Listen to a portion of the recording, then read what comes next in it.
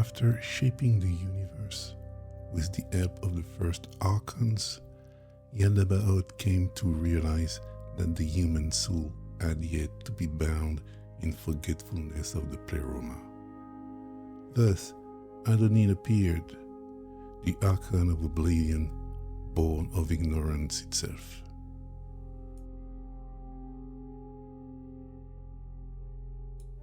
A fundamental force in the imprisonment of the human soul. He is the one who fragments original truth, casting the soul into the illusion of matter. But how does Adonin repress the human soul, keeping it from awakening to the divine light and escaping the illusion of the material world? And what if understanding his action were the very key to steering the buried Gnosis within us, revealing the true nature of our existence and our capacity to transcend the material prison that confines us? Adonin, the Archon of Oblivion, is a major archon subordinate to Yaldabaoth, a direct emanation of his ignorance. Like all archons, he is an instrument of the Demiurge. Yet, unlike those who embody seduction, reincarnation, or entropy, Adonin embodies primordial oblivion. He plays a decisive role in the imprisonment of the human soul, severing it from its divine light and keeping it confined within a distorted material world. His authority extends over an intermediate heaven, a liminal realm in which he orders and sustains illusion, acting under Yaldabaoth's command while remaining an autonomous steward of forgetfulness. He is neither creator nor fully free, but the living extension of the Demiurge's power. The intermediate heaven, ruled by Adonin, is neither a spiritual realm nor a higher cosmic dimension. It is a liminal domain, suspended between original light and corrupted matter. Neither fully spiritual nor fully material, this realm traps the soul within matter, allowing it only the faintest glimpse of divine light without ever granting full access to it. This intermediate heaven is the kingdom of oblivion, a threshold between illusion and truth, a kind of psychic prison in which the human soul remains suspended, unaware of its true nature. As the Archon of this realm, Adonin shapes this intermediary world in order to preserve illusion and confusion, building a reality that seems authentic but is, in truth, nothing more than a mirage. Deprived of knowledge of the Pleroma, Adonin cannot grasp the true nature of the human soul, nor its spiritual destiny. His power rests upon his ability to manipulate human perception, blinding beings to their own divine origin. As an Archon, he is not only ignorant of divine light, but incapable of perceiving the soul's potential for awakening. He imprisons the soul within a cycle of oblivion. His strength lies in convincing souls that their separation from divine light is legitimate, natural, even inevitable. And because of this, his dominion becomes all the more powerful. Deprived of spiritual awakening, the human soul accepts this illusion and submits to the rule of oblivion without ever questioning the reality Adonin imposes. The ontological nature of Adonin is inseparable from his role as the Archon of Oblivion. His ignorance of the Pleroma and his conviction of his own legitimacy lie at the heart of his power.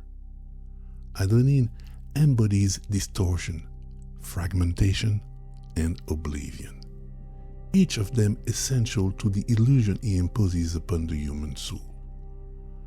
In the absence of knowledge of the Pleroma, he becomes the perfect instrument for imprisoning the soul within the cycle of oblivion and confusion. Adonin, the Archon of Oblivion, occupies a singular place within the Gnostic cosmological order.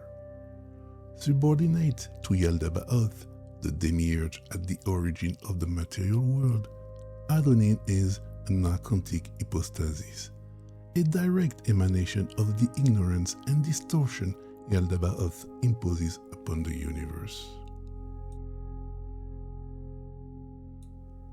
Within the hierarchy of the Archons, each fulfills a specific role. Atoth, for instance, is the Archon of entropy. Saklas governs reincarnation. Harmas imposes laws and norms. But Adonin embodies primordial oblivion, the original severance between the soul and divine light. Where other Archons generate cycles, such as reincarnation, or fracture reality, as entropy does, Adonin acts to keep the soul in a permanent state of forgetfulness, cutting it off from any true spiritual awareness. His influence is subtle, yet profound. He governs a realm of illusion in which the soul believes itself separated from its divine source, and ensures that it never seeks to awaken from this false reality.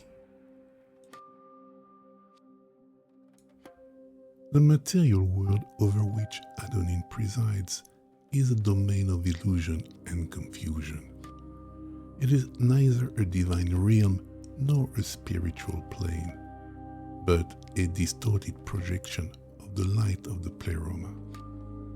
Adonin shapes this world in such a way that the human soul can never fully reconnect with the divine truth that dwells in the Pleroma. Within this world, the soul is trapped inside its own false perceptions.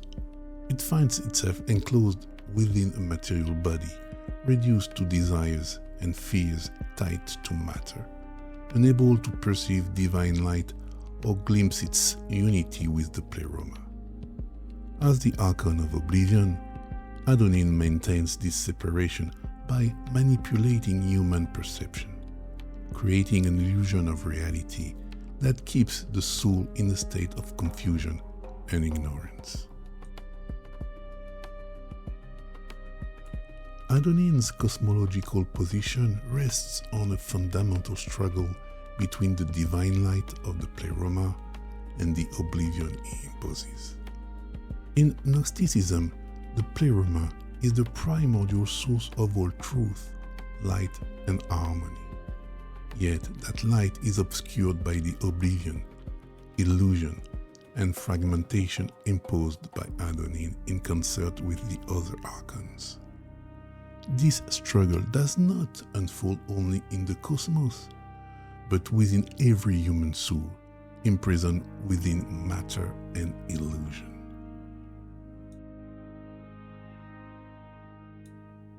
This inner struggle is the struggle of the soul seeking to free itself from Adonin's grasp, to recover Gnosis, the original knowledge that would allow it to return toward the Pleroma. And yet, Adonin's power rests precisely on this rapture, this inability of the soul to remember Gnosis. As the Archon of Oblivion, Adonin exerts a decisive influence over the perception of reality. His power does not lie merely in imposing a false reality, but in manipulating the human sense of what reality itself is. It prevents the soul from perceiving the divine light of the Pleroma, and imposes upon it the illusion that the material world is the only reality. Under Adonin's dominion, human perception becomes distorted, veiled by forgetfulness.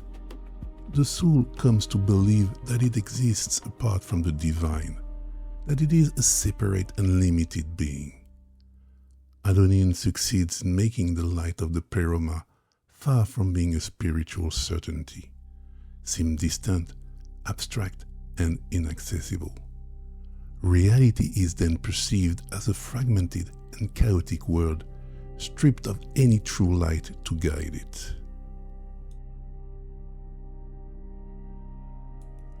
In the Gnostic vision, the psyche is often understood as a facet of the soul, but also as a realm of manipulation, a space in which illusions take root. Under Adonin's influence, the human psyche is enclosed within a state of oblivion. The soul, trapped in the winding labyrinths of its thoughts, beliefs, and emotions, is prevented from accessing its divine nature. Adonin exploits the psyche in order to preserve the illusion of a stable and real material world, cutting it off from any possibility of connection with the Pleroma. The psyche, now imprisoned in oblivion, is shaped by Adonin thought layers of false beliefs and distorted perceptions. Oblivion becomes the norm, and the psyche, manipulated by Adonin, accepts this condition as truth, convincing itself that divine redemption is impossible, or worse, unnecessary. This illusion is reinforced by limiting beliefs imposed upon the psyche, false ideas that function like invisible chains. The soul believes itself imprisoned by matter and its desires, and submits to the reality Adonin imposes. Human thoughts and beliefs become mechanisms of self-confinement, through which the soul persuades itself that its spiritual quest is futile. Through his influence over the psyche, Adonin succeeds in making reconnection with divine light seem like an unattainable hope. Fear in the Gnostic universe is one of the most powerful instruments Adonin uses to keep the soul in oblivion and illusion. The fear of separation from divine light, the fear of the unknown, and the fear of truth itself are the very levers he manipulates. By instilling this fear within the human psyche, he erects a mental barrier that prevents the soul from seeking spiritual truth and awakening to Gnosis. Adonin exploits this fear by persuading the soul that it is fundamentally cut off from its divine source, rendering it incapable of seeking the light. This fear drives the soul to accept the material condition as the only truth, reinforcing the illusion of separation and the impossibility of redemption. In this way, Adonin imprisons the soul within a cycle of ignorance, where the fear of light and awakening is itself used to keep the soul in darkness.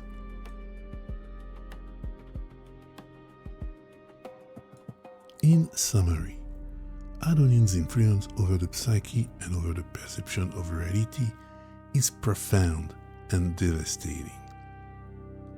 Through his manipulation of perception and fear, he keeps the human soul in a state of oblivion and confusion, preventing it from perceiving the divine truth that dwells within it. This manipulation is the very key to his power. Liberation from this hold within the quest for Gnosis requires becoming conscious of the illusion in which Adonin imprisons the soul. By shattering that illusion, the soul may recover its true divine nature and turn once more toward the light of the Pleroma, the source of all truth and all wisdom.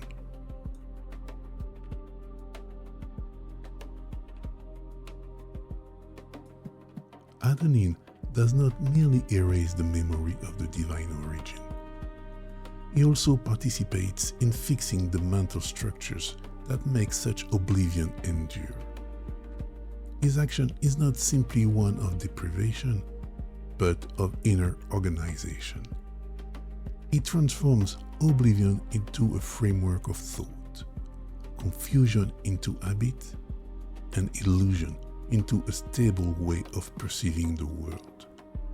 Thus, what was once only a separation from the light of the Pleroma gradually becomes a way of interpreting reality, of judging, believing, and existing. The soul, enclosed within this invisible architecture, eventually mistakes the limits of the material world for the limits of reality itself.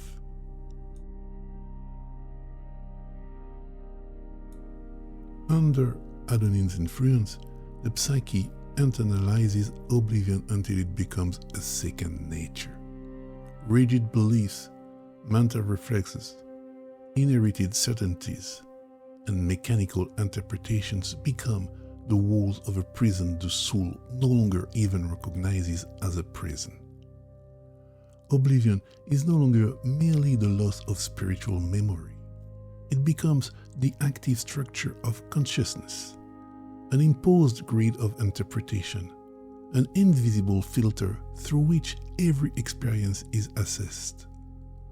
What the human being believes to be freely thought is often, in this Gnostic perspective, nothing more than the repetition of inner forms already shaped by the archontic illusion. Where other archons impose outward constraints, Adonin acts more deeply still. He fixes the grip of matter within the psyche itself.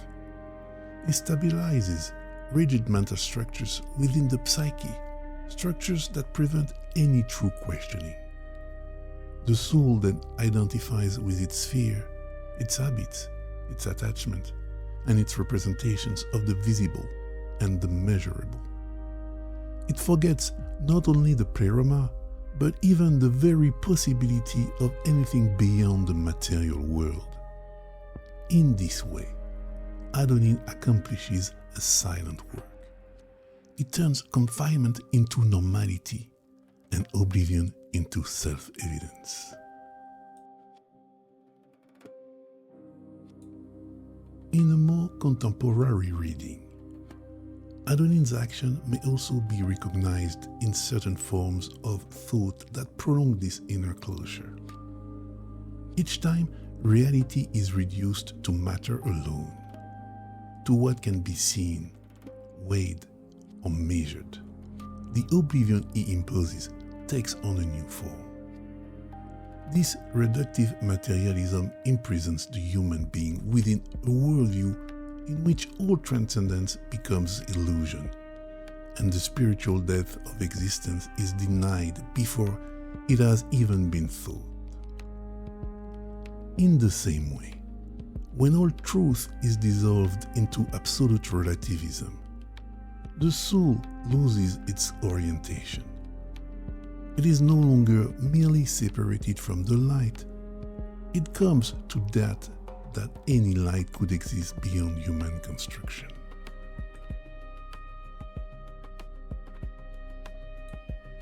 From this perspective, Gnosis does not consist only in learning, but in unlearning. It does not mean merely receiving knowledge, but breaking the mental structures forged by oblivion.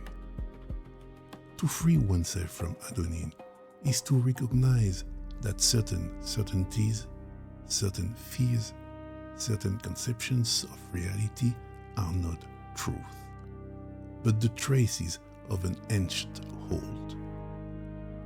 Awakening begins when the soul ceases to confuse its conditioning with its deepest nature.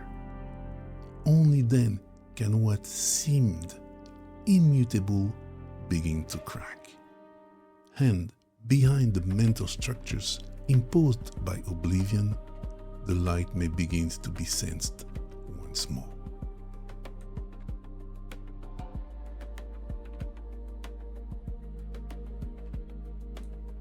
Let us now return to the question that has guided our reflection. How does Adonin repress the human soul, keeping it far from divine light and imprisoned within the illusion of matter?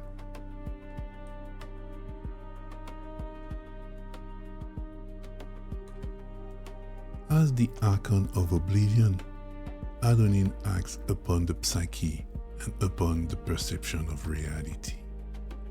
He keeps souls in a state of submission to illusion by transforming oblivion into an inner structure, confusion into habit, and mental confinement into self-evidence. By building this mental prison, Adonin buries to the point of amnesia the awareness of the divine spark present within every human being, preventing it from turning back toward the divine light. And yet, it is precisely through becoming aware of this illusion that the soul may hope to free itself from its grasp.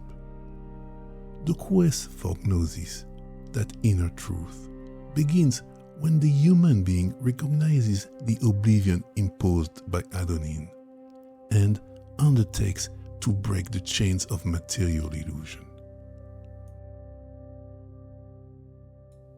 At last, the possibility of redemption begins to emerge. Sabaoth, the repentant, embodies a fascinating figure, the one who breaks with the order of the demiurge and turns once more toward the light of the Pleroma.